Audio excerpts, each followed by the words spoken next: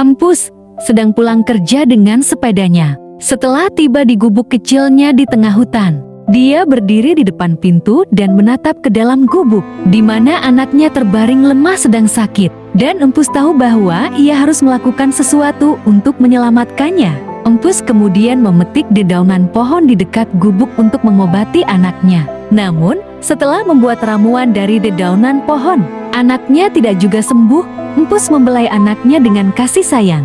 Empus merasa sedih melihat anaknya yang sedang sakit dan tak kunjung sembuh. Akhirnya, Empus memutuskan untuk membawa anaknya ke rumah sakit di kota terdekat. Ia hanya memiliki sepeda tua yang bisa digunakan untuk membawa anaknya ke rumah sakit. Empus mengayuh sepedanya dengan kuat. Setelah beberapa jam perjalanan, mereka akhirnya tiba di rumah sakit. Setelah masuk ke rumah sakit, Empus sedang melihat kursi roda untuk menaruh anaknya di kursi roda tersebut.